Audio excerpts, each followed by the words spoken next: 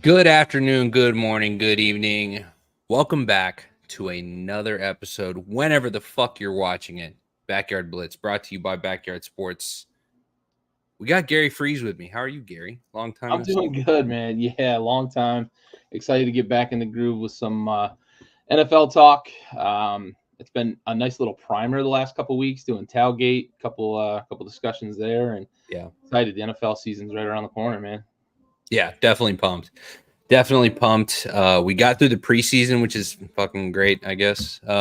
So lots of things to take away, I guess, from the offseason in general. We've had a preseason, and now we're getting ready for week one. So, what are your takeaways from the preseason specifically? Yeah, one thing I was kind of looking for was we had a huge quarterback class, right? Like 37 quarterbacks drafted in the first round last year. We had a crazy run that we've never seen before, and a couple of guys went in the first round that had later round grades. A couple guys went higher than expected. One guy though that I think kind of separated himself from the middle to the back of the pack with those rookie quarterbacks is Bo Nix. And I have to eat a little bit of crow on this because I didn't think Bo Nix was going to be an NFL ready quarterback, but I think he Same, landed in the perfect place. same. Yeah, I think he landed in the perfect place. And if you remember what Sean Payton was able to do with a little bit of an undersized quarterback, without the strongest of arms, really accurate, but didn't necessarily throw a great deep ball with Drew Brees down in New Orleans, you kind of see that the formula is there, right, to be successful in Denver. Now, what he's got to continue to do is put pieces around Bo Nix in Denver like he did with Colston and some of the guys that he put around Drew Brees early in his career down in New Orleans. But I think Sean Payton is probably the perfect guy for it, and it felt like it during the preseason. So I was impressed with Bo Nix so far this preseason. He looked a little bit shaky in his first preseason game, but that second preseason game he played, he looked pretty solid. Looked like he was in control of the offense. Looked like he knew how to get in and out of the huddle, which is a big deal in the NFL because that's where it all starts, right? You get in the huddle, you call the play, you look confident, you feel confident, you get the team set. And there's a lot of coaches that talk a lot about that with rookie quarterbacks and young quarterbacks. How do they get you in and out of the huddle? I thought Bo Nix actually played pretty well. And I know it's just the preseason, but that's all we've got to go off so far. It looks like he's going to be a pretty good fit there in Denver. I'm not super stoked about starting him right away as a rookie, but if anybody's got the track record to say he knows what he's doing with a quarterback, it's Sean Payton, right? He's got Yeah. all the experience he had with the Cowboys and the quarterbacks he helped work with there, and then all the success he had with Drew Brees in New Orleans. Who am I to second guess Sean Payton? I guess, right? Yeah, exactly. He's tried and true. Yep, for Tried sure. and true. He's definitely ironed out his own legacy. And so and yeah, same. Highly misjudged is so far Bo Nix. So definitely shocked there. I didn't think he was gonna stand. I thought he was just he was gonna be a great college quarterback, and that was about it. So like we've seen many before in his time and many after him. Yeah, So yeah, for sure.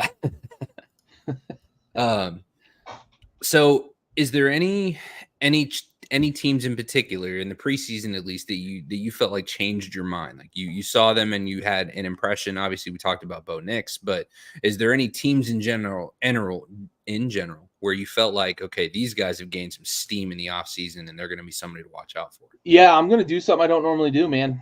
I'm gonna actually heap some praise on the team in the nation's capital. I don't know that we're gonna contend for a division title this year. I don't know that we're gonna contend for the playoffs, but I will say this. I feel as though I am completely washed of the Ron Rivera era finally. Mm-hmm. Uh, Dan Quinn has got Jamin Davis playing in a position he should be playing in on the edge. Just go chase the ball, guy. You're super athletic. You shouldn't have been in the middle of the field. Drafted way too high, asked to do way too much in the defense with Jack Del Rio and Ron Rivera. Jahan Dotson, we moved on from him, a very underwhelming first round pick. I don't care that he went to Philly. We got a third round pick for a guy that was probably going to get cut. So you guys over there in Philly are talking a lot about Howie Roseman fleeced Adam and Dan. And I'm going to tell you right now, you gave up a 3rd-round pick you could have put in a waiver claim for in about a week after you made the trade. So I don't really understand why everybody's so hyped over there. I know he's a Pennsylvania guy, went to Penn State, but he was Sure. underwhelming here. A lot of drop problems last year. His rookie year, he had a little bit of a flash, but couldn't stay on the field. I also really, really I didn't like it at the time, but I'm fully convinced that it was the right move. Now, whether or not Jaden Daniels pans out to be a good quarterback in the NFL, it looks like this regime has rallied around new coach, new GM, new quarterback, and the team is responding to Jaden Daniels. Terry McLaurin can't heap enough praise on him. Zach Ertz can't heap enough praise on him. The guys on the defense are talking all about how composed he is and how well he can place the ball. I saw it against the Jets. I saw it against the Dolphins.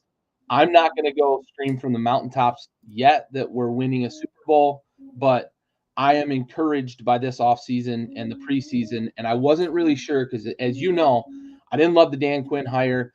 I didn't love us keeping Ron last year. I wanted now I'm losing his name, coach in Houston. I wanted him. Yeah. And Dan Quinn looks the part, man. He's rallying the troops.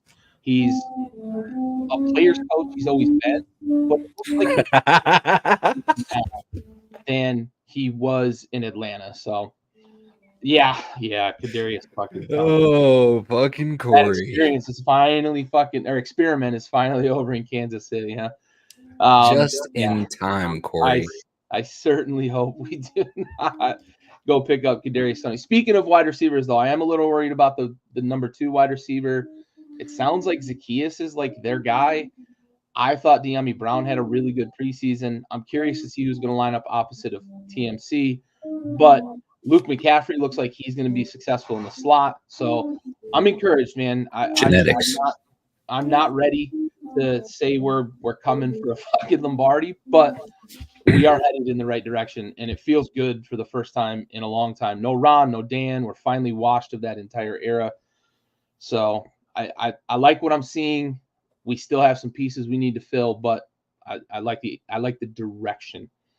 Yeah. Listen, I am just proud of you for just taking the big step of supporting your team. Cheers. Basic fandom. So it's a big step, man. Like it's sometimes you just have to learn to just like accept, like, hey, it's been decades since we won something of value. Yes. And just, I don't think I'm talking to somebody that I can't relate to, right? Right. Yeah, you and me both, all right? It's listen, 91 and 94, right? Or our 96. last goddamn Super Bowl was on VHS tape, so I recognize that. That's fine. Yep. It's fine. We overpaid for fucking CeeDee Lamb. It's fine. Yeah, you kind of had to. That's the market now, man. Yeah, honestly, look, there's something about number 88, man. If you're in that fucking jersey, you're something. How about that fucking victory lap Jerry took today with the media? Nobody could do it as well as I do. All that tells me is that anytime Jerry Jones says it's not really a priority for me to talk about that right now, it means this motherfucker's about to get so paid, bro. He's about to get so paid. They said that shit about Zeke. They said that shit about Dak. They said that shit about CD. They said that shit probably about Dez before that. I mean, they probably will say it about Micah. Yeah. Oh God.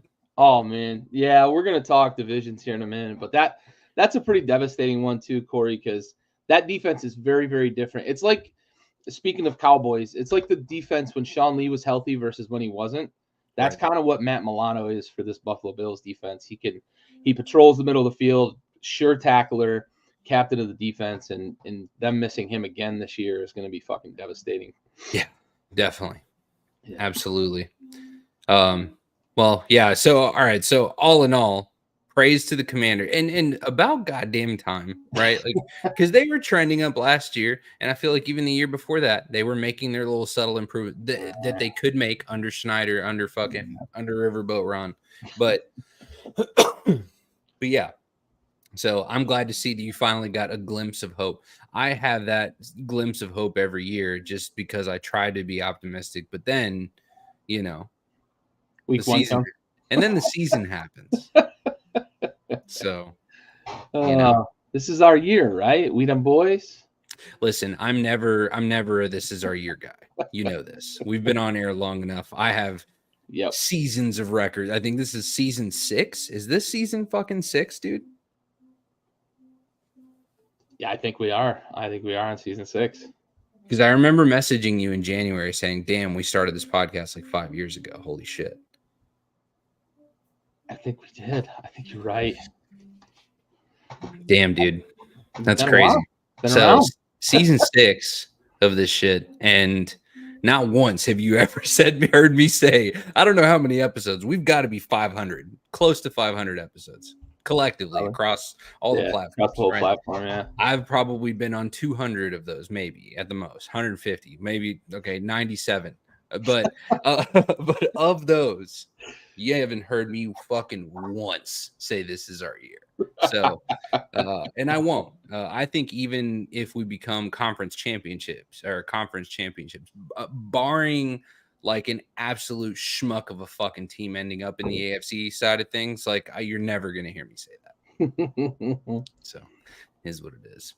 Yeah, you're a reasonable Cowboys fan. I try to be, man. I really try to be, and I'm definitely pessimistic. I've been out on Dak for a minute, and as have you, but I can never really take your opinion on the Cowboys seriously. Almost never. That's fair. Yeah. So even the praise I get from you, I'm skeptical about. I was like, he's misleading me.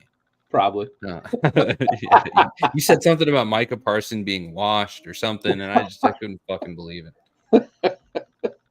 Okay, so we got to make some big calls here because we're going to get into the season. We're going to start making some picks. Andy is going to be with us, folks. I've got his picks. He's not feeling well, but yeah. I've got his picks, so we'll hear his picks for the divisions and the Super Bowl. Yeah.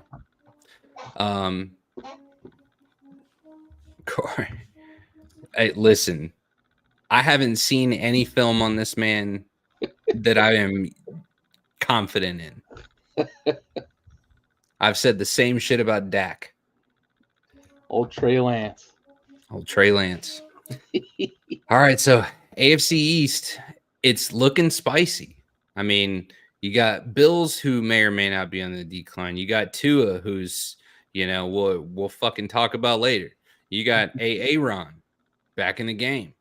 You got Pats. They're a football team. That's putting it nicely. Yeah. I will defer my minutes to the gentleman. So the gentleman has the floor. Yeah, I think this could be an interesting division this year. Obviously, if Rodgers is healthy, you have to feel like the Jets are going to have a much better year than they had last year, and they were in it last year. Very good defense. Robert Saleh is going to continue to have those guys playing hard.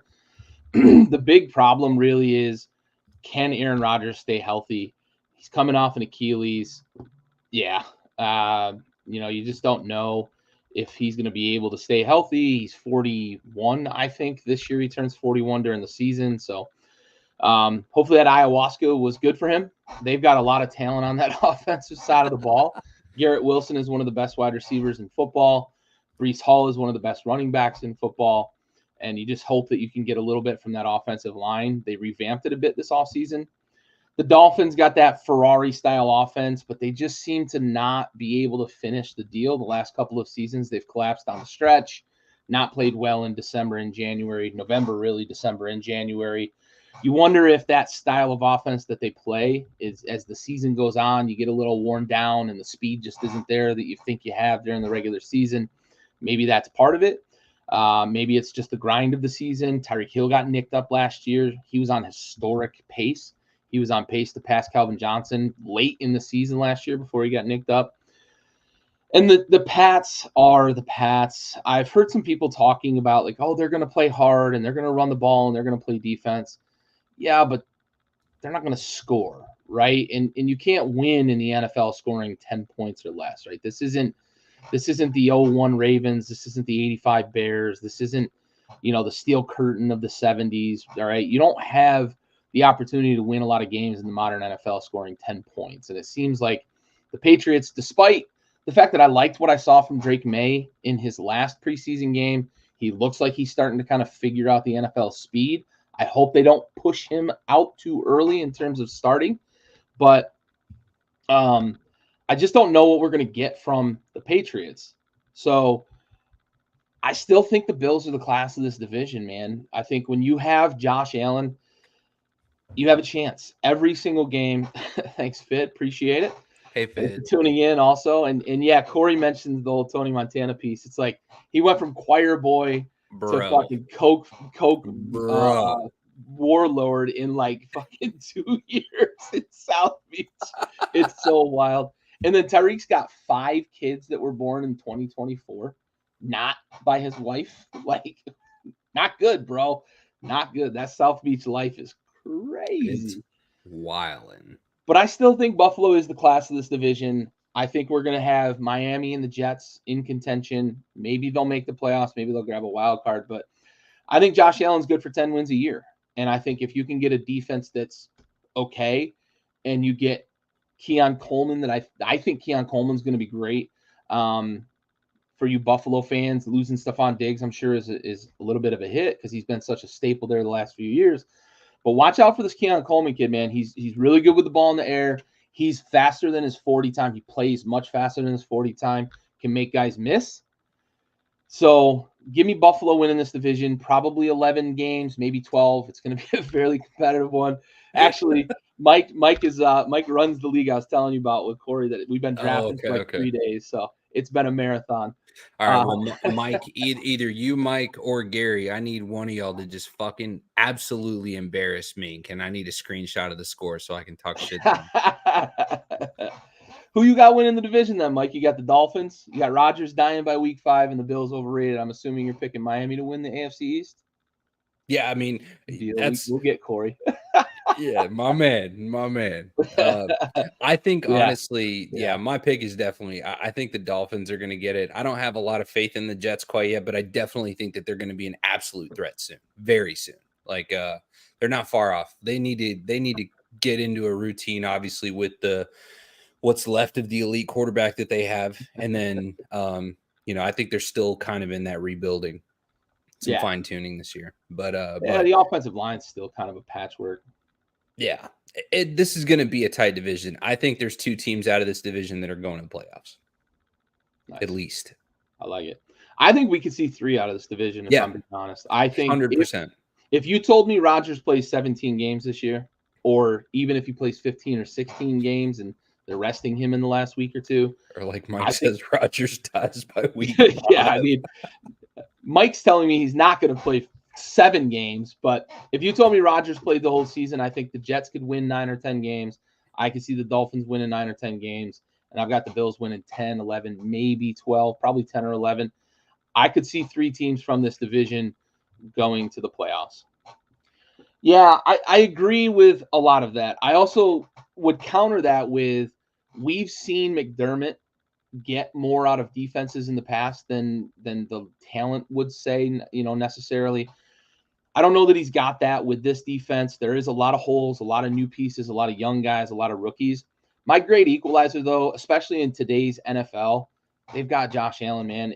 And I look at a quarterback like him. You've got guys like Mahomes, Allen, maybe Burrow if he's going to play the whole season. Like when you've got guys like that, you can count on probably 10 wins, right? 9 or 10 wins. That quarterback is that good and can carry a team to that.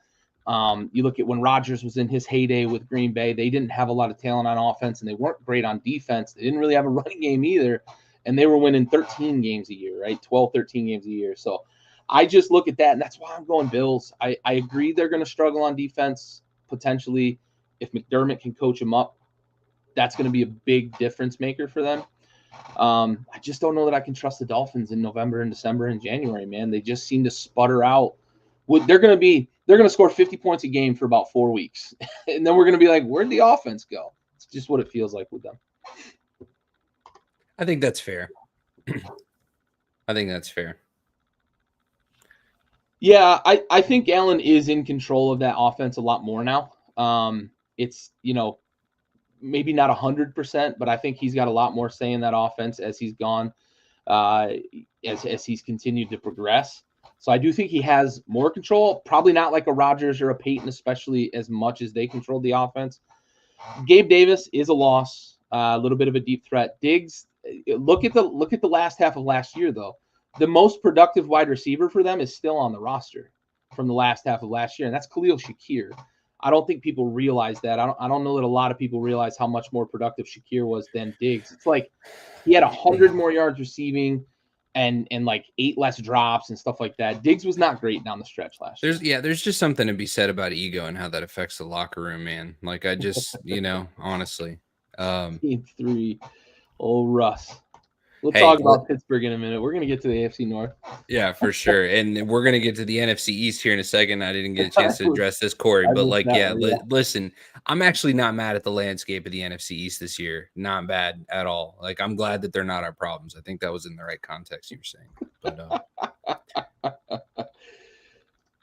yeah, I agree. When you have a toxic guy like Diggs, it can be a big detriment. Not only losing his production, right, down the stretch last year, he dropped the ball that probably puts them in the Super Bowl last year too. Probably the way a lot of NBA teams look at Kyrie. Probably, man. He can rip the locker room apart for sure. T.O. was that guy for a while, but T.O. was good enough that he overcame it and kept getting jobs. Yeah. Diggs is going to have to reprove himself down there in Houston. And he's on a prove-it deal. They restructured his contract when they traded for him. He's on a 1-year prove-it deal, and he's going to be able to get another contract if he's able to turn it around. Yeah.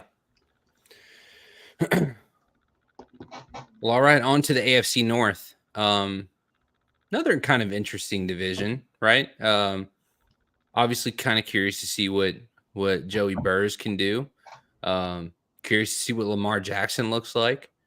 We saw glimpses of some good shit coming out of Cleveland, and then the Steelers are also kind of in they're in like a rebuild. So, interesting division for sure. I feel like for me, I think it's a toss up between two teams. And so, anyways, but what's your input? What do you think? I owe you an alibi. Andy's pick for the AFC East. He's in lockstep with you and Mike D. He's got the Dolphins as well. So He's got the Dolphins winning that. Who is your pick? I'm sorry. I got the Bills. I got the Bills for winning the AFC East. Fair enough. AFC North, it's no secret, right? This division is super competitive. They beat each other up, the black and blue division. I think the biggest X factor in this division this year is going to be Joe Burrow's health. I think the second biggest X factor in this division is going to be Derrick Henry and how quickly he can mesh with Lamar Jackson and that running style of the Ravens. They are a team that does turn around and put it in the belly of the running back quite a bit. So I don't think it's going to be a huge adjustment period. But those kind of side saddle read looks with Derrick Henry, that sometimes the mesh point can be a little bit of a challenge. So I'm curious how that's going to come to fruition. But I think those two factors are going to probably be the biggest determining factor in this division. I don't trust Deshaun Watson. I don't know that we're in a position that we can say Deshaun Watson, the $264 million quarterback, is going to be able to carry the Browns and do what Joe Flacco was able to do last year. It's crazy to say that with like 85-year-old Joe Flacco, but he was like the fantasy darling of the last, I think, 11 weeks of last season. He was the highest point per game quarterback in the league. I don't know that Deshaun Watson can do that. I don't know that they've got the weapons for Deshaun Watson to do that. I think we're going to be relying on the defense and the running game in Cleveland. Jerome Ford might be a real breakout fantasy-wise.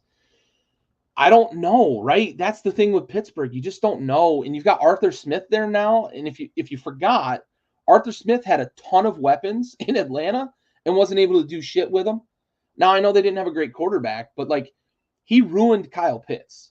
And he tried to ruin Drake London. If you're a believer in Drake London with any sort of the talent and athleticism that he has, yeah, Corey, I appreciate your positivity. But they've got Arthur Smith there now in Pittsburgh, and I just don't know that you can trust him. Is he going to be able to get the running game going?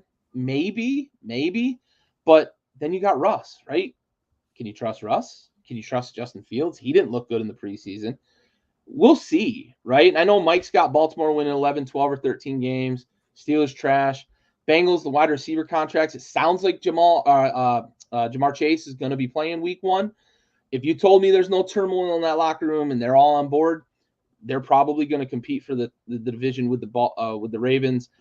And again, yeah, Cleveland, that defense has to carry the weight, because I don't believe Watson's going to be able to produce. And you're absolutely right, Mike. The trade rumors with Cooper, I think there was some real smoke there. That might be a real problem in Cleveland. And Kevin Stefanski is not a guy that handles drama in a locker room very well. He was awful about it in Minnesota. Was fortunate to get a head coaching job because of how well that offense ran in Minnesota, but he's not a guy that deals with drama very well. So things could fall apart pretty quickly in Cleveland. This could end up a 2-horse race, but I still expect this division to be competitive, because the Steelers and Cleveland, their defenses are still going to be really good. Whether or not they're going to be able to score points is another question. So give me, I'm going to take Baltimore to win this division. I think it's going to come down to the last week or two of the season with them and the Bengals. I've got the Bengals making the playoffs, but give me Baltimore winning this division. I'm making that pick based on the assumption that they're going to give Derrick Henry 200 to 240 carries this year and actually be the running offense that they should be. That they should have been against Kansas City last year. Well, thank you for the qualifying answer. I'm fully committing to the Bengals this year, and just kind of reverse order. I think Baltimore will obviously secure a playoff spot or a wild card spot, and yeah, I mean, this is going to be another 2-team division. And with regard to the Browns, like, there's been glimpses of greatness, but again, you really can't rely on the consistency or the dependability of that team at all. Yeah. So they remind me of where Houston was 2 years ago. Where there's like glimpses of good, right? And then they all of a sudden, boom, they get this fantastic fucking quarterback and this incredible coach. And now all of a sudden, Houston team and this Cleveland team have in common? They need to bring the massage parlor up to Cleveland. That's what it is. That's what it is. I hear Robert Kraft knows a guy. Oh man, it's true. Yeah, there's a lot of talk about that. A lot 100%. Of favoritism and are things scripted, that sort of stuff. The answer is probably like no, but like they know how to sell it so well. You know, for sure. They know how to magnify all of the drama that exists within the situations of what turns out every week. But sure. Yeah, has there been some shit? Sure. Anyways, we can go back to it. There's been some fucking funny business, no doubt. Andy has the Ravens for the AFC North. It's fair.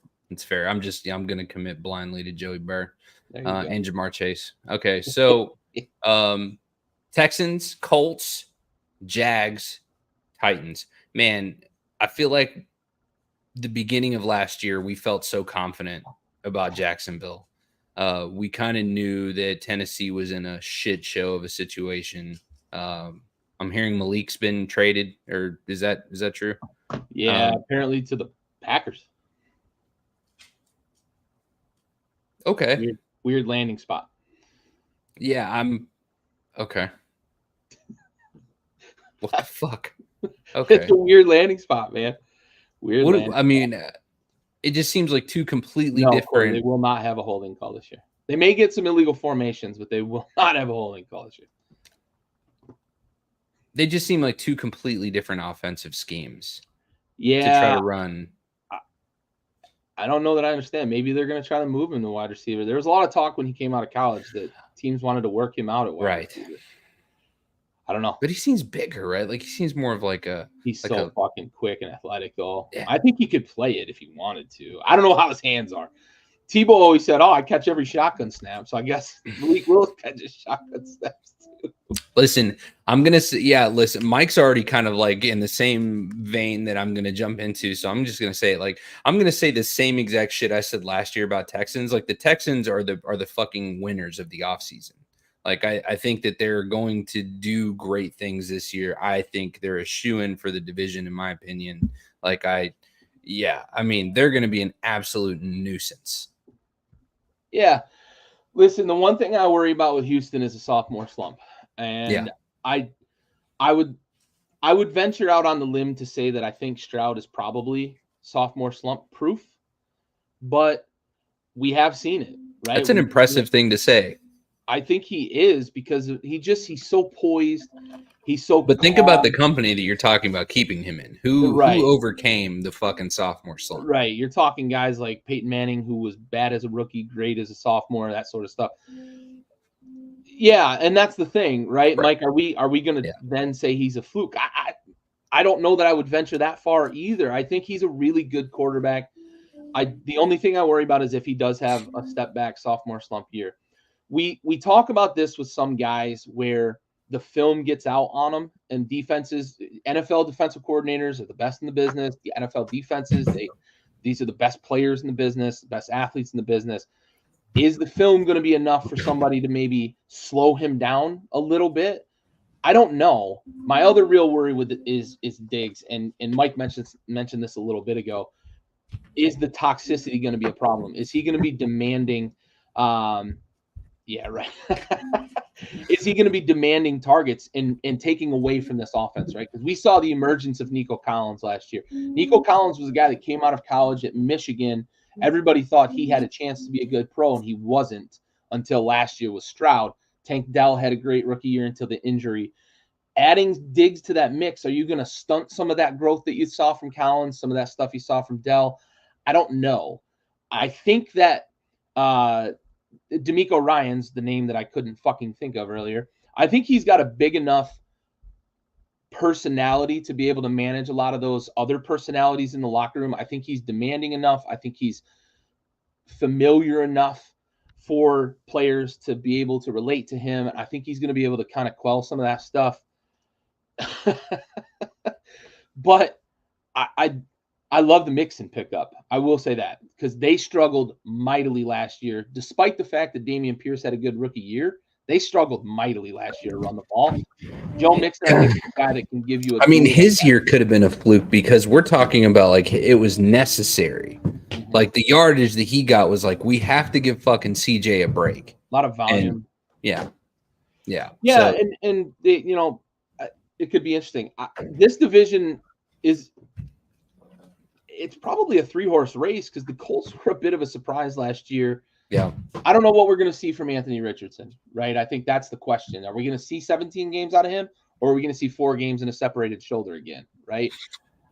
That's going to be the X factor for the Colts if they can keep him healthy, because that offense was humming with his ability to move the ball with his feet. Now that's where he's dangerous to himself as much as he is to a defense. Jonathan Taylor, you hope he's healthy.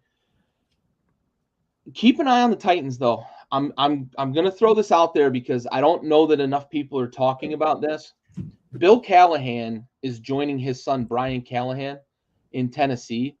Bill Callahan is a guy who can architect the best running games in football. He is a guy, he's been a hired hand to fix running games, to fix offensive lines for fucking 2 decades in the NFL.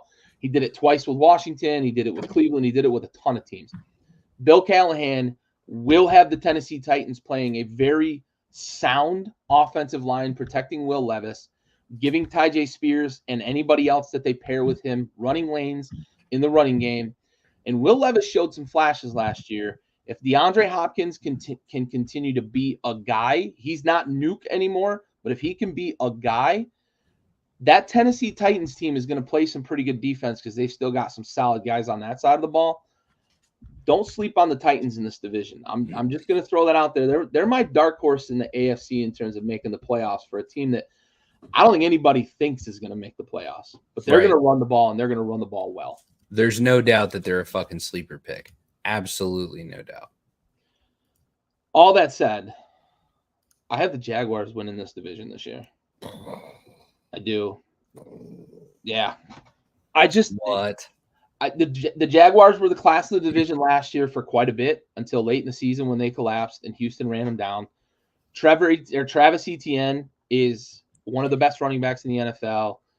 I think they got and Andy's rookie that he was impressed with this preseason. I saved it for this moment. Brian Thomas Jr. I talked a lot about him before the draft with anybody that would listen. I think he has a chance to be one of, if not the best rookie wide receiver from this class. He is a phenomenal route runner, really good deep threat, and I think Trevor Lawrence can get him the ball. I think he's going to be better for this offense than Calvin Ridley was, and I know a lot of people are talking about that loss of Calvin Ridley this offseason.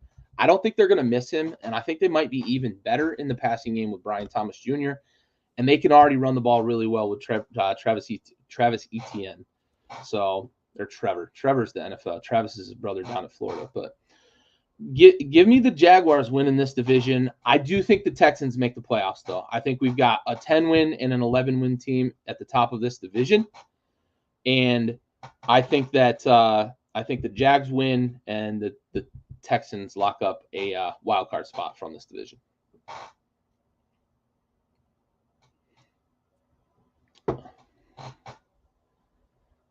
Is he unproven though, Corey? I mean, I would ask this: what's your benchmark for proven? Because he's taken this team to the playoffs. They almost made the playoffs last year. They probably should have, barring a weird collapse late in the season.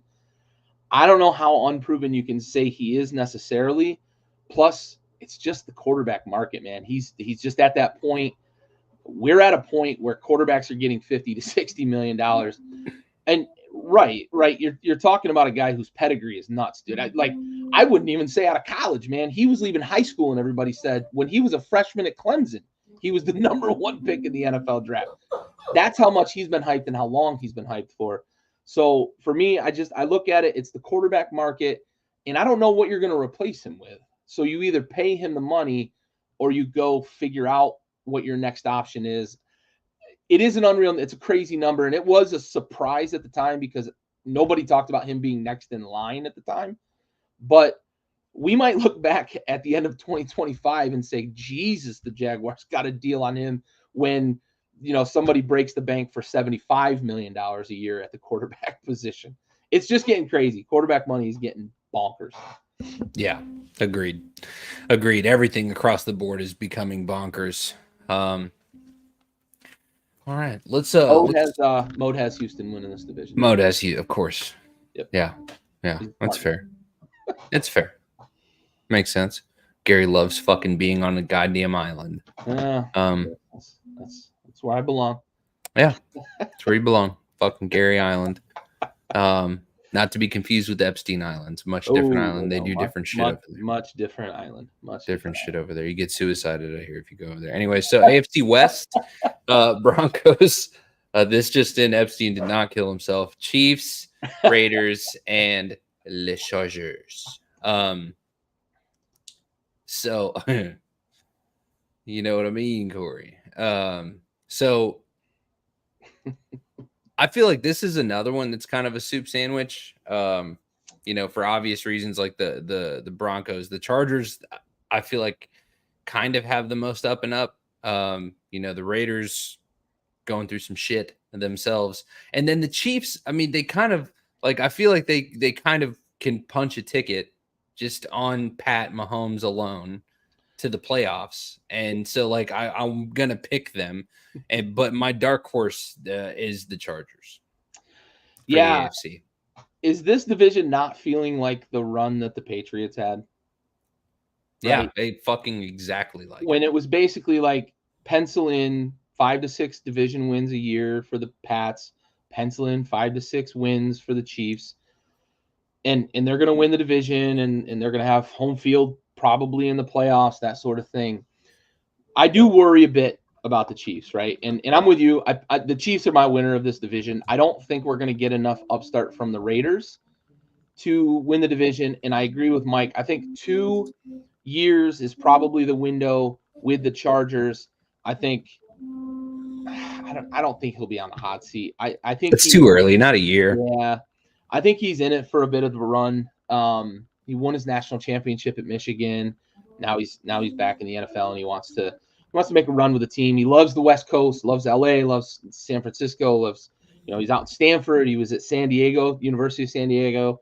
He was he played with the Chargers for a little while, lived in LA, coached with San Francisco, and now he's back in LA.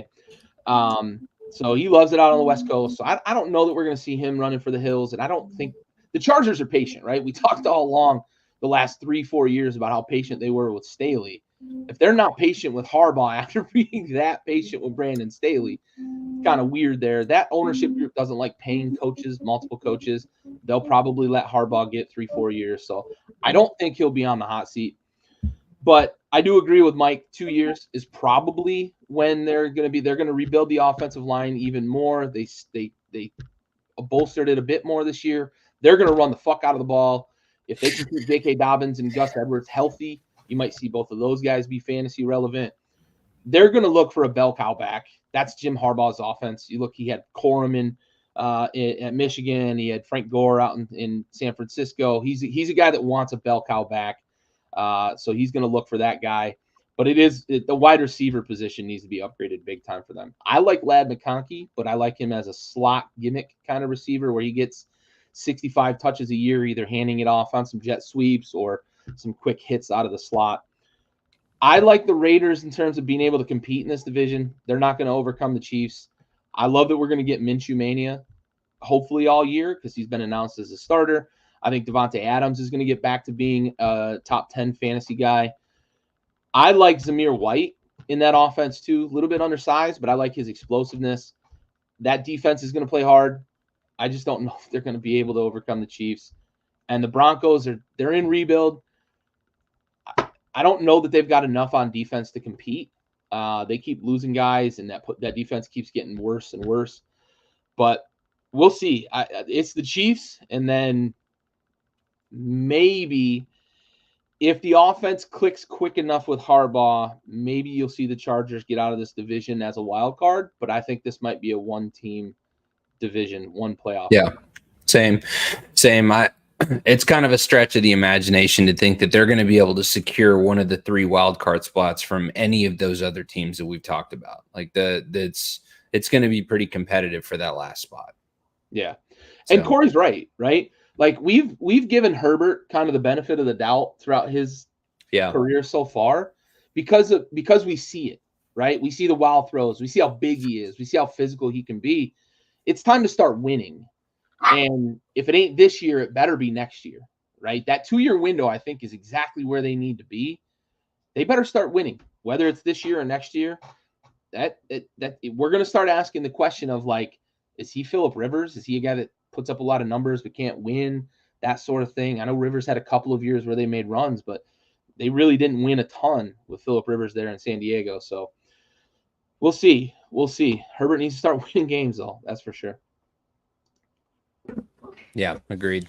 Agreed. Let me check Andy. Andy has the Chiefs also. Unsurprising. And now we move on to the NFC. So let's just rip this fucking Band-Aid off, huh? So listen, one of the things that I really like about the NFC East landscape this year, quite honestly, is that I don't think we actually have to worry about the fucking Giants this year. That's just, it's just a thought. Who knows? This could be another gimmick year. This could be an absolute fluke year. Danny Dimes could fucking resurface or whatever. But like, I think that it's safe to say that the Giants are probably going to be out of contention for the division this year. Another one that I'm kind of on the fence about is Philly. Obviously they've got some making up that they've got to do. And then I'm still out on Dallas. So like I just kids too. Oh my God. That's true. Like I still will refer back to a few mic'd up clips of Rivers just because he's fucking fantastic, dude. He talks so much. Talks shit. all that shit and won't curse once. Anyways. Shoot. Yeah. Darn you. Daggone it. Anyways, yeah, I could literally see the clip in my head where he's just like 90-yard touchdown. Anyways, so yeah, I mean, honestly, I'm glad that you kind of gave him their flowers because I'm gonna be the first one to do it here. I'm picking the Commanders to win the division. No, dude, I am. Dude, I am. I'm just like I'm not in on the Cowboys. I'm not. You still mad at me for picking the Cowboys to win the NFC last year? Is that why you're doing this to me? No, because I've never done it out of spite. I've never done it out of spite. I didn't do that out of spite either. Bro, yeah, you fucking no, did. I fucking did. Yes, you did. All right. Yes, you did. Corey, fucking back me up, dude. Everything about the Cowboys has been out of spite. Fuck you, Gary. I won't hear that. Listen, Corey, you're absolutely right, but I I cannot pick the fucking Cowboys. I won't do it. I'm not going to do it. And it's probably more for Gary-esque reasons, just that I won't do it to my own fucking team. But honestly, I do believe that the Cowboys will get a wild card spot. I believe that the Commanders secure the division. Man, of course. Yeah. He's a hater. Yeah. That's fair. Self-awareness is key. Yeah. Oh, yeah. I'm so wishy-washy about this fucking division. You picked the Cowboys because of Daniels. Yeah. Yeah, Mike, it's another kind of super. Remember Dream Team, Super Team, Vince Young? It feels like that, doesn't it? They're just assembling all this talent and just we'll figure it the fuck out, right? I don't know that they have the quarterback that can figure it the fuck out. I think they're going to run into the same problem they had with the Dream Team, right? They didn't have the quarterback then.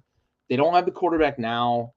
I'm so wishy-washy on this division. I don't know who to fucking pick because I think the Cowboys have enough talent that they're going to be able to win 11 or 12 games kind of going away. Looking at their schedule, it's not super tough. They've got a first-place schedule, but they got an okay draw. Say that every year.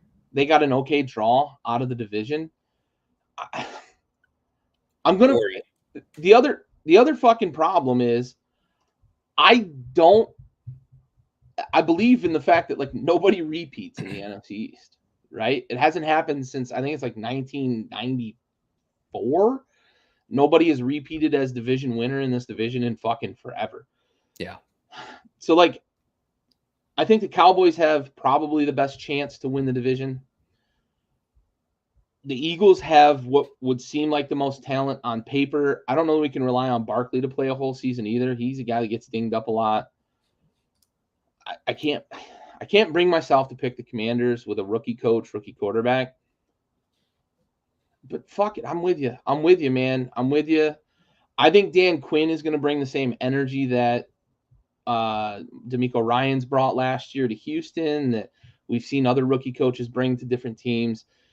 Whole new regime, positive energy around the ballpark. Jonathan Allen looks like he's fucking refreshed. Fuck it, man. Let's go. Let's go fucking Commanders. He's doing it.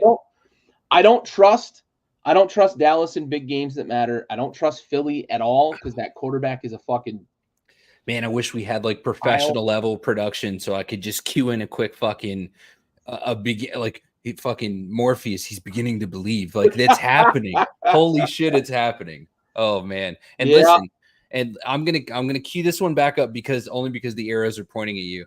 Yeah. Hey, fucking Cowboys, you bitch. But anyway, so Corey Mink joined the. Listen, Corey, just so you know, I fucking Mike never met the dude, don't know him, but he has strict prescription to deliver an ass whipping this year in your league. So just letting you know.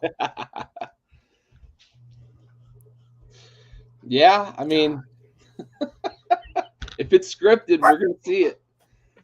Goodell wants to erase the memory of Tom Brady somehow. Yeah.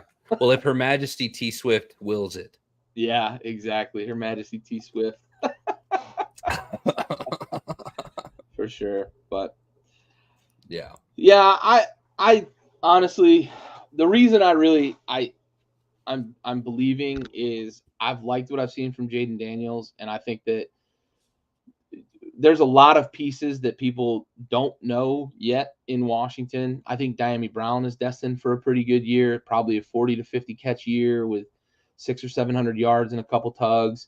Ben Sinnott, if you haven't heard that name yet, that's a tight end that's going to make some fucking plays, and he's a really good blocker in the run game.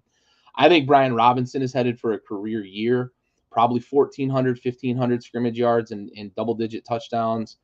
And I think that defense, from what I've seen in the preseason so far, they're playing high speed, run to the ball, swarm the ball, gang tackling. I like what I've seen from Dan Quinn.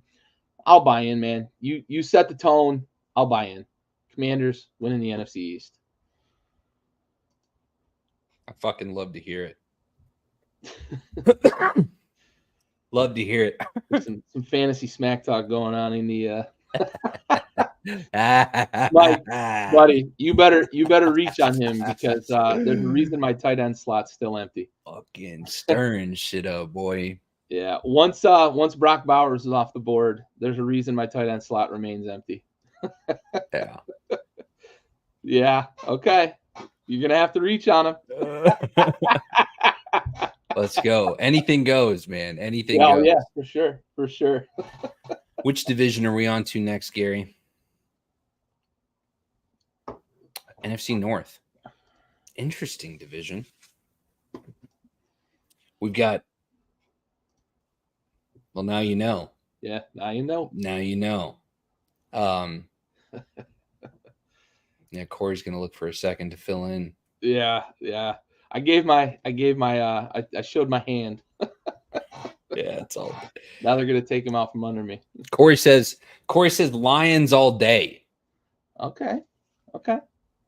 This is a crazy division. Mike, I mean, honestly, this is a wild division. Maybe the wildest division in football. Yeah, like this might be the toughest competition in the NFL. Like, and it's so funny because for how many years did we say this division is a fucking joke outside of the Packers? Green Bay and everybody else. It's just Green Bay and everybody else. And now we got the Lions. Now we got Jordan Love with a hellacious payday. I mean, come on. We've got movement in the NFC North. Yep. Oh, I forgot to give you Andy's pick for the NFC. Oh, right. Real quick, Eagles. He's got Eagles, so Alabama. Fuck you, Andy. Yep. We can all mutually agree it's not going to be the fucking Eagles.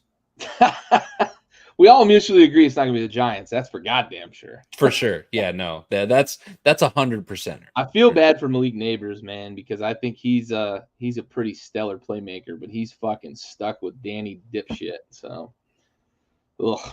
But anyway, NFC North, yeah, this is going to be really tough because I thought if J.J. McCarthy played, they really liked him, and he looked like he was getting a grip on the offense, that I thought that offense might not miss too many beats.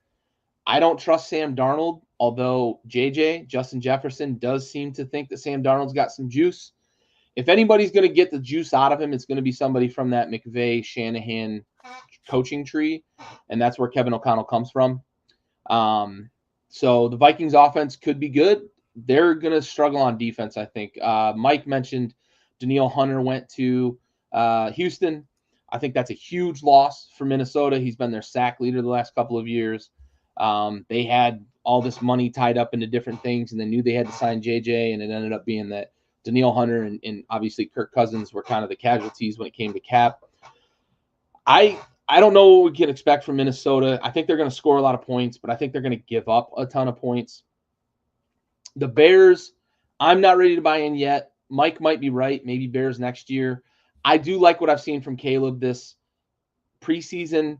Again, Corey, you're right. He hasn't been full speed, right? But I've been such like a wave, right, and very wishy-washy with Caleb Williams. His first year at USC, especially after coming in at Oklahoma in spelling Spencer Rattler after Rattler struggled so much, saving the day with that weird kind of handoff fourth down conversion type deal, was really crafty, and then looked really good his second year at USC, his first year at USC, but his sophomore year looked really good at USC. Last year he looked pretty bad, a lot of bad mistakes, a lot of bad decisions, but I might have had to give him the benefit of the doubt of the fact that like Lincoln Riley hasn't put a defense on the field. They struggled, they stunk. Maybe he was disengaged because he does look better with the Bears.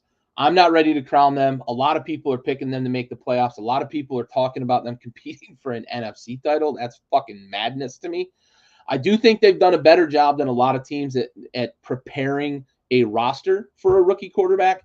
I just don't know that it's all going to click right away. Keenan Allen is a very integral piece for them because he's a savvy vet. He's a quiet leader, but he's also one of the best security blankets in football. Ask Justin Herbert, ask Phillip Rivers. Dude just catches 100 balls a year, and just he's always open. No matter if he's covered, he's always open. Just get him the ball. He's going to be a guy Caleb can lean on. Rome Odunze is a name I've been telling everybody all offseason to pay attention to. Corey got him in our fantasy draft. He's going to love seeing Rome Odunze. That dude is maybe the best wide receiver in this draft. Him, Keon Coleman, I think, is going to be there. Brian Thomas is going to be there. Roma Dunze is going to be awesome as well. But it comes down to the Lions and Packers for me. And I think it's one of these, man. Like, I think it's a coin flip between those two teams for this division.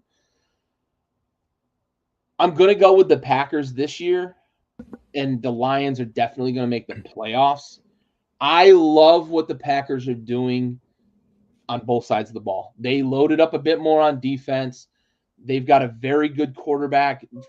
Jordan Love, if you didn't know, was the best quarterback the last 6 weeks of last season, right? So if he can continue that pace this year, they're going to be awesome on offense again.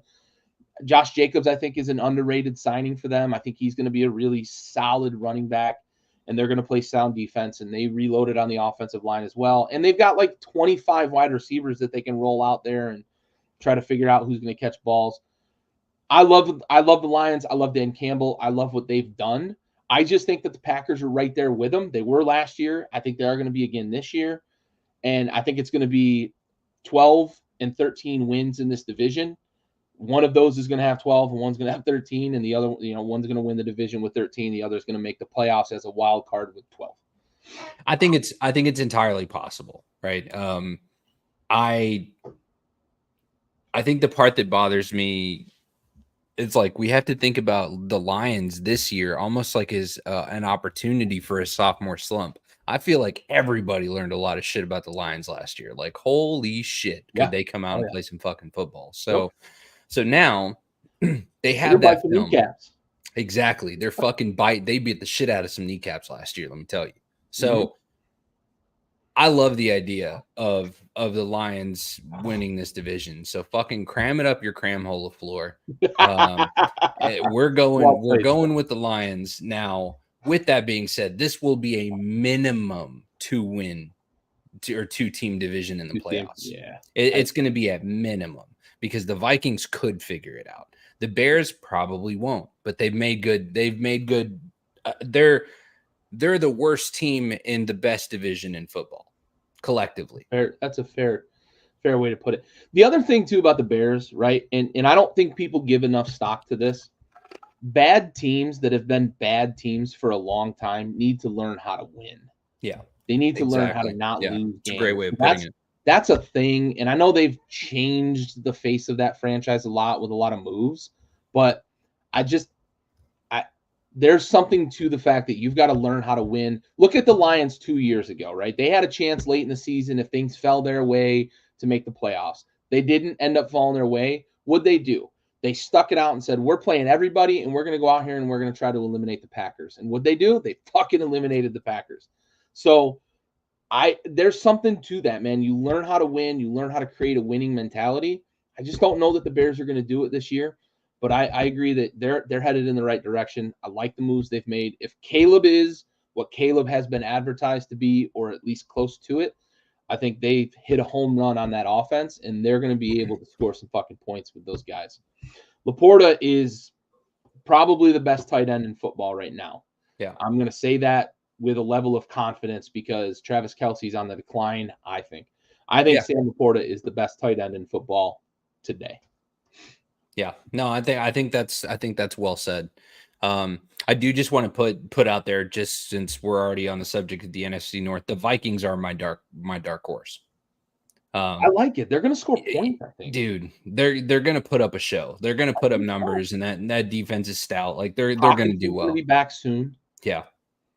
I think we could absolutely see the Vikings end up. I mean, we could fucking see a 3-team division. You know what I mean? Like we talked about it with the NFC East a couple years ago. Like this is like we could see a 3-team division. Like that's insane. Yeah. And it could be either the Bears or the fucking Vikings. Like if the Bears come through, that could have totally. I mean, that would be wild. It'd be great for our Chicago Bears fans out there, right? God, man, they're due for one. They've been suffering. They are still the only franchise that hasn't had a 4,000-yard passer. I think Caleb Williams probably breaks that. Yeah. Just out of the fact that like the volume of passing in today's game. But Jesus Christ. Yeah, Sam Darnold, Corey. Sam Darnold, Sammy D. JJ said he likes his balls. Said he likes the way he throws a deep ball. Pause. Onward. Where are we going? South or west? We're gonna go south. All right. NFC South, going Cards, going Panthers, going Saints, going oh wait, hold on. I don't think right. Yeah, and then the Bucks. But yeah, sorry. We didn't go with Andy's picks in the NFC North. Oh I'm shit. assuming Lions. Lions. My man. Yep. I feel real generous this fucking episode. I went with both of y'all's teams for my picks. Yeah. Yeah. Yeah. Set the tone. Interesting. I don't like that. NFC South, Tampa Bay Buccaneers, Saints, Panthers, Falcons. Corey likes Sam's balls too. Listen, dude, it's 2024, dog. Live your truth. No judge. No love judge. wins and all that other shit. Bucks, Saints, Panthers, Falcons. I mean, kind of a fucking dumpster fire of a division.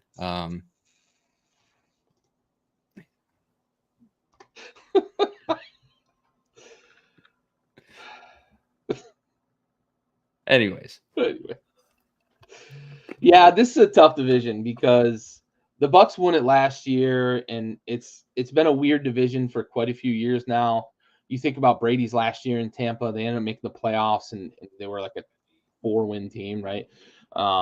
It was kind of crazy, and you have to think like the moves that the Falcons made this offseason, right, have to kind of give them the heads up, but I wonder how quickly they're going to be able to come together on the offensive side of the ball after all of the stunting that Arthur Smith did of the last 2 years of that offense. They've got the tools, right? They've got a really good offensive line. They've got Bijan Robinson and Tyler Algier should be a really good two-headed monster at the running back position. Tyler Algier actually had a better rookie year than Bijan Robinson had. So that tells you what kind of weapons. That's a fucking Arthur Smith problem, but yeah. Sure, absolutely. Because he had him back fucking returning punts. Like, what are you doing, dude? They've got Drake London, who has all of the physical tools to be a good wide receiver. I've never been a big fan of him, although I did draft him in that fantasy league. But he's got all the physical tools to be good. A guy like Kirk Cousins can make him better by getting him the ball in positions where he can be successful. He's done it with a lot of wide receivers. He did it with Garcon and McLaurin in Washington. He did it with JJ in Minnesota. He's a guy that can make you see, and Addison in Minnesota, and Hawkinson, and Kyle Pitts. We talked about how much he was stunted by Arthur Smith. Tight ends have always thrived in Kirk Cousins offenses. We had Vernon Davis in Washington, who revitalized his career at the end. TJ Hawkinson in Minnesota. They had the guy out of Alabama whose name is eluding me right now, but he had a really good season with Minnesota.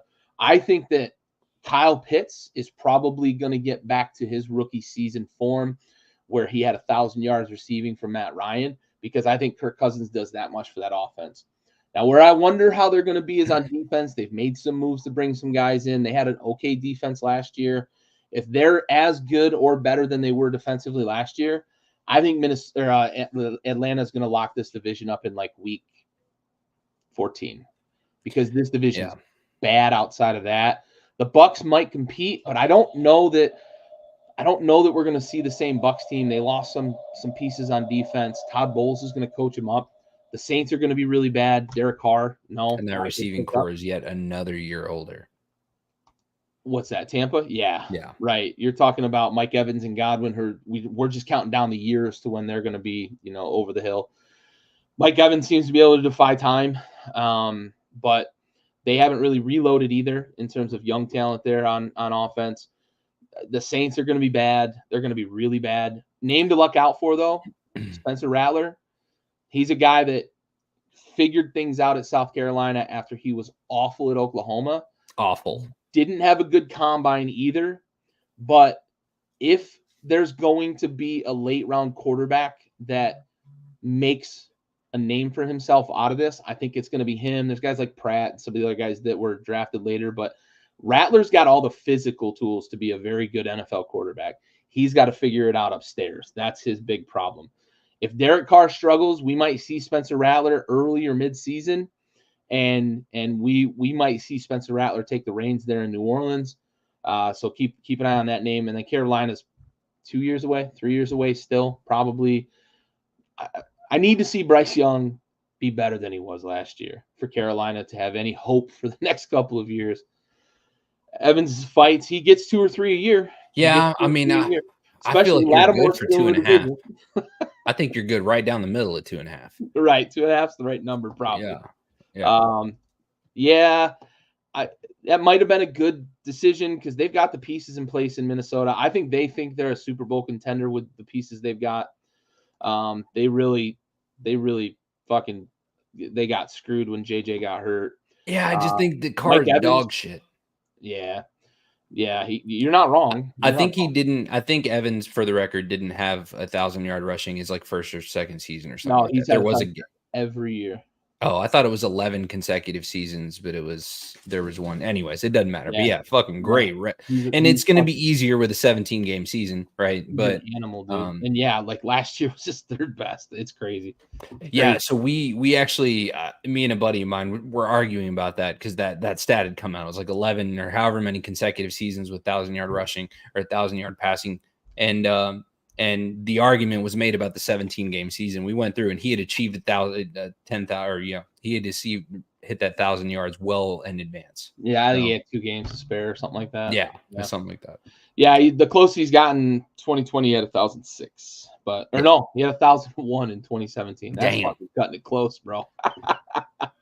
Yeah, he's just an animal, man. And they've not had good quarterback play there, right? Like the couple years he had with Brady, obviously, right? They won a Super Bowl. He had Jameis Winston throwing 30-30 out there. Not 30-30 is not a good number in the NFL, right? So it's interesting. What the hell do you want Shedeur Sanders for? You got Josh Allen, Corey. Stop it. You want Shiloh? You need a safety again? No, dude. You need to get the utility player. You need to go for Travis Hunter. What other wide receiver has done 5 years with double-digit TDs? Is that what you're getting at, Mike? Or the never having 11 years with 1,000. I feel like we're getting live trivia, and I'm going to embarrass myself here. I'm going to plead the fifth. The yards. Okay. Man, that feels like every single year. I don't know.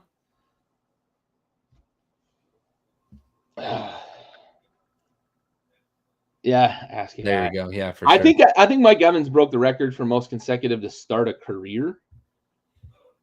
So I don't think any other receiver has done it. I believe he holds the record for most consecutive to start a career with 1,000 yards. No, Shiloh still plays at Colorado.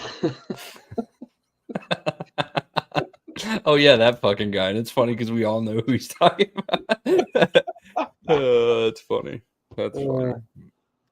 Well, let's trade one shit show division for another. We have one last one. Hold on. What was I'm sorry. We haven't gotten the answer yet. Picks. Yeah, NFC South. Falcons. I think the Falcons lock up probably by week 14 in this division. What about you? Yeah, same. Andy has Falcons as well. Yeah, easy enough. A vegan joke. And now for the NFC West. Another kind of soup sandwich of division. Cards, Rams, Niners, Seahawks. Man. Yeah, this is another. I mean, feels like a pretty cut and dry for me, but be careful. The Rams have reloaded, man. If you told me Matt Stafford is going to be healthy this year, I think the Rams are going to be in it in this division in weeks 15 through 18. They've got a very good gamble on Matt Stafford. It is a lot to gamble. He's been nicked up a lot lately, but I think that they've got a lot of talent around him. I think they've reloaded at running back again. Kyron Williams established himself last year, won a bunch of fantasy leagues for folks. What about pass protection? They've improved the offensive line. They have really reloaded on the offensive line. Blake Corum is a guy that I think is going to surprise some people getting some carries this year. He's bigger than Kyron and faster than Kyron, although Kyron was awesome last year. Puka and Cooper are an incredible duo. They've got an okay receiving tight end, and they're going to be good on defense. Despite losing Aaron Donald, they've got a lot of talent on the defensive side of the ball. I'm not going to pick them to win the division, but I think they're going to be in it. Arizona, they should be on the upswing. Marvin Harrison Jr. looks the part. He fucking was dominating every corner he faced in preseason practices. And Seattle, they're so meh. Like, they're probably going to win 9 games, and everybody's going to be like, oh, how the fuck did Seattle win 9 games? Because they're going to have Geno Smith at quarterback for 10 weeks and then Sam Howell for another 7 weeks. And it's going to be weird. They're going to play good defense. They're going to run the ball. DK Metcalf is a fucking animal. But give me San Francisco winning this division. Fucking Corey.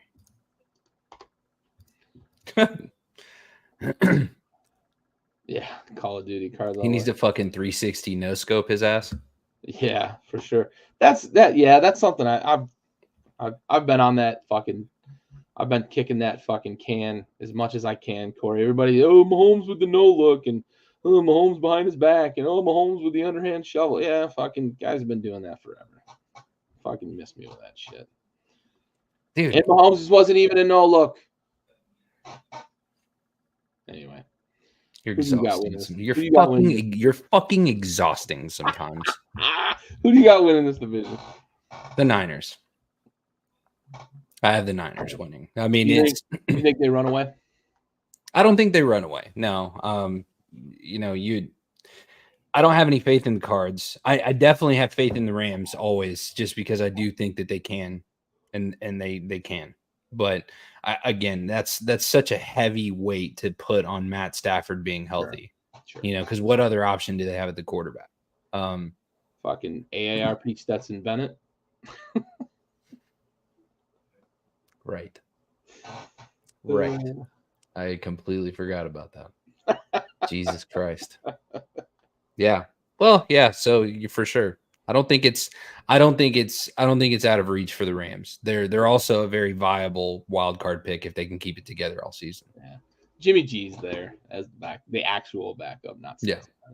Yeah, Jimmy G. They're gonna have to. I don't have any faith in Jimmy G. No, I haven't for a while.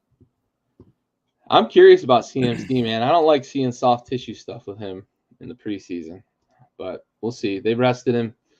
Hopefully he's 100% healthy because he's fun to fucking watch. Yeah, he is. And he's got the Niners too. Good. Unanimous. All right. All is well in the world. Well, we've got to pick conference champs. We've got to pick Super Bowl champs. But real quick, let's get to the most important part of our episode. So for those of you guys that have joined the Blitz for the first time, thank you guys for tuning in. Be sure to subscribe to our YouTube channel, Facebook, Instagram, all of the above. You can see the ticker down at the bottom with all of our stuff.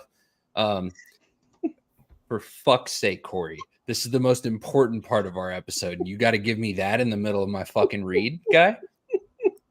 For those of you guys that have tuned in for the first time, thank you so much. We are a veteran-owned podcast. Myself and Gary served together. We deployed together.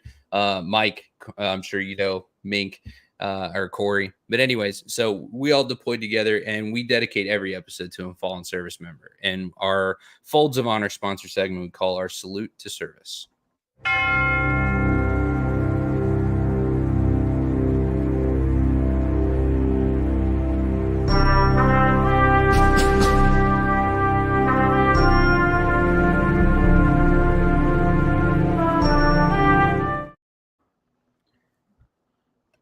This episode is going to be dedicated to Army Staff Sergeant Mark A. Lawton, who passed away August 29th, 2003, serving during Operation Iraqi Freedom. He was 41 years old from Hayden, Colorado, and he was assigned to the 244th Engineer Battalion, U.S. Army Reserve, Grand Junction, Colorado. And he was killed when his convoy was hit by an RPG in North Suwaydat, Iraq. Army Staff Sergeant Mark Lawton, we have the watch.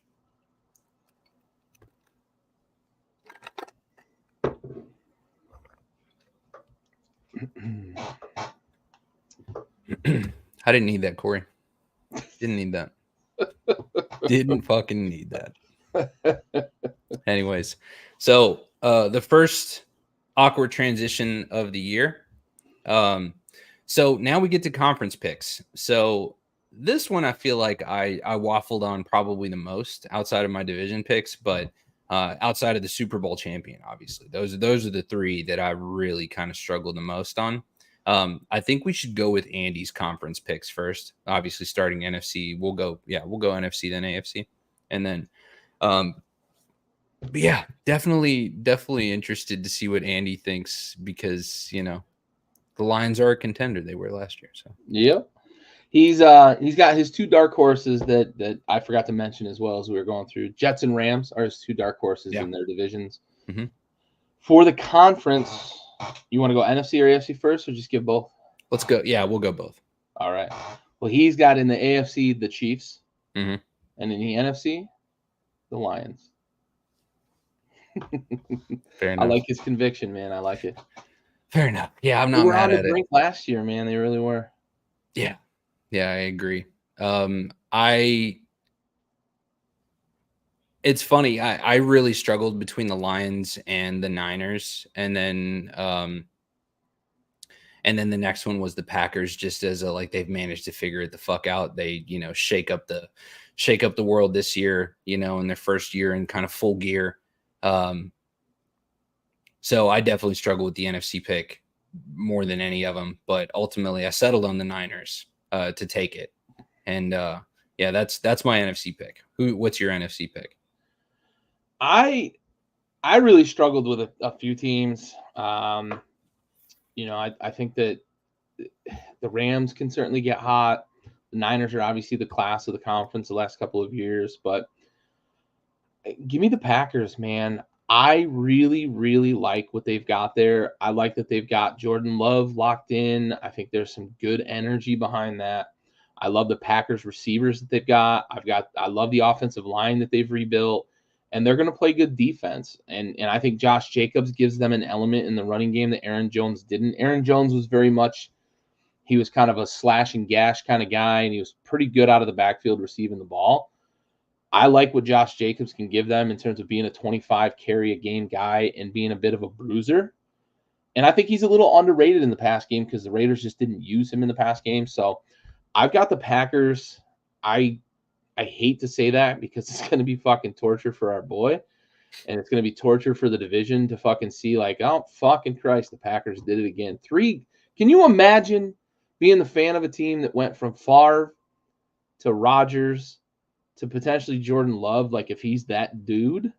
Golly, how fucking spoiled. But to only have 2 Super Bowls out of that is fucking crazy. It's kind of nice. But yeah, give me the Packers going to the Super Bowl. Yeah, that's fair. That is fair. Now on to the AFC picks. We know he's riding with the Chiefs. Understandable pick. I struggled with the Chiefs. I even gave in to some of the Dolphins hype. I still have this lingering faith in the Bills, and then I'll never not give up on the fucking Bengals, period. So I've been back and forth on them. I think ultimately the easy pick for me is the right one, and I feel like it's just to go with the fucking Chiefs and just let them do it back to back, and just let T Swift get her way. I don't need any beef with the Swifties. We ain't getting a fucking three-peat. We are not getting a fucking three-peat. One, the Chiefs didn't reload on offense, and they were as bad as fucking bad can be last year, especially at wide receiver. So you're telling me that a team that had issues with drops at the wide receiver position drafted a guy who led college football in drop percentage, and he's supposed to be the fucking savior for this offense? He's better now. Oh, I'm sure he's fucking just like Kadarius Toney was better to go into Kansas City, right? I just don't see it. And for the first time in his career last year, the Chiefs won in spite of Patrick Mahomes a lot. Yeah, no, that's an excellent point. And if the Ravens just run the ball, oh God, Jesus, Corey. If the Ravens just run the ball, or if Stephon Diggs just holds on to the ball, the Chiefs, we're not talking about a three-peat. It's razor thin margins. And I think the Chiefs' margins have gotten smaller because they're losing talent on defense. They're losing back-end talent on that defense. They're an absolute shell of who they used to be. Carried them last year, and they haven't been able to reload on offense. I just don't know. The offensive line is going to struggle this year. I don't see them being the boogeyman this year. So I'm not. No Chiefs. No Chiefs. Yeah, Zay Flowers, that was a bad play too. But God damn it, man. 6 fucking handoffs against a team that was allowing the most yards per carry in the NFL? Like, what are you fucking doing, Todd Monken? Holy shit. You had Lamar Jackson, who could just turn around and hand it off to someone. They were averaging 5.5 yards a carry when they would actually hand the ball off to their running backs. Fucking silly. Yeah. Anyway, razor thin margins last year, and a three-peat, that's so much fucking pressure. I just don't see it. I don't see it happening. They shouldn't have repeated. They definitely ain't three-peating. I was very tossed up in the AFC, though, because I think it's a 4-horse race for the Super Bowl, for the conference championship. I think, yeah, but still give Justice Hill the fucking ball. I don't care. Just turn around and hand the ball off. I get it. I get it. I'm sure there's circumstance, right? We're whatever. But anyway, I just think it's a 3-horse race, I think, in the AFC. I've got Cincinnati. I think they're going to compete. I've got Baltimore. I think they're going to compete. But the big thing to me, and that's exactly right, Corey. That's exactly what it is. I've got Buffalo winning the AFC, man. I've got Buffalo winning the AFC. It's one of those things where it's like it's a bit of a gut feeling. I think we're going to see the best Josh Allen we've ever seen this year because we don't have Stephon Diggs to compete with. And all indications out of camp is that Josh Allen is teaching master classes on this offense. So for me, for that reason, I like what Keon Coleman is. I think he's going to be a stellar wide receiver. I think he's going to be a stud in this league for a long time. I think Dalton Kincaid is going to be phenomenal this year. Khalil Shakir was their best wide receiver down the stretch last year. And I just think Josh Allen's going to carry this fucking team. He's going to put on his Superman cape. I've got the Bills winning the AFC, man. I don't think the Chiefs three-peat. I just can't. I outside of likelihood, I joke about not offending the Swifties, but I do believe that they can get back there. Just because, again, like that's somehow they managed to do it last year and managed to win a Super Bowl when they had no business winning a fucking Super Bowl at all last year. Like at the end of that season, they had no business being the team that they were and managed to get by. And so yeah, give me the Niners is to get that W this year. I think that they Kyle's gonna get over the hump in Raul's world. Fuck. Golly. I want him to, man. I want him to so bad. I think that window's closed for them. I think the problems there for sure. I think the problems they're having with Ayuk and Trent and all the money everybody's trying to get. Oh man, it's going to be tough there in San Fran. And I still don't know if Purdy's a good quarterback. Is he a good quarterback? That's also true. That's also completely. Right? Like, that's also completely good fucking numbers, true. And they've won a bunch of games, but and then you can turn around and end up in the Kansas City situation where you drop $500 million into one player. Yeah. So yeah. Dignity. Andy has the Chiefs three-peating. He's got the Chiefs three-peating. I do not, obviously, because the Chiefs didn't make the Super Bowl. I'm putting my stamp on it right now. I picked them last year. It was an emotional pick. I've been dying for it to happen. But I feel like it's going to happen this year. I think we're going to get the best Josh Allen we've ever seen. I think Buffalo finally circles the wagons and gets a fucking Lombardi. It's a gut feeling. I think for the city of Buffalo, I'd love to see it. Oh, it'd be crazy. I'm going home for that fucking party. I'll tell you that. Oh my God, I might make a flight, bro. Like that's. I'm taking some fucking folding tables with me, and we're hitting that fucking parade. Oh, it's a feeling, man. I just feel like when you have the drama you had with Stephon Diggs the last 2 off seasons with the rumors about wanting a trade, getting him out of the locker room, I think is going to free Josh Allen. I don't give a fuck how their defense is. I think Superman is going to carry that team this year. Yeah. Some high expectations. I do wish Senior was here so he could hear this and at least hear that his team's going for it. I don't know what's going on with Facebook with him, man. He can't get it to load. Dang it. Yeah. Dang it. I'm working with him trying to get it figured out. Facebook won't load our live stream. He can watch it right after. He'll watch this right after. Can't get the live stream. I don't know why. Well, Senior, I'm sorry it took so long to get to you because we're an hour and 25 minutes into the show already. But hey, man, good. I know you were going to watch this. Good to see you again. And yeah. And look at this. He did it. He chose his own team for his division, and he chose your team for the Super Bowl. Man, I don't know what you've been doing in a fucking number on this guy. Yeah. Oh, Cable. Come on, dude. For sure. Cable. Yeah. Are we talking pre-accident? Right. Yeah. Nah. I still like Cable Superman. No, Cable's the fucking man, dude. He is the man. Dude, he might be Wolverine. Ryan Reynolds is lining him up for that. That'd be fucking so sick. I would love that so much. I'm here for it. What he's done with The Witcher is just incredible. I'm never gonna watch that. Yeah, and then they did the same thing fucking DC did to him, dude. What a shame. What a shame. Silly, man. So silly. Yeah, horses are fine. Just don't ride them if you're Superman.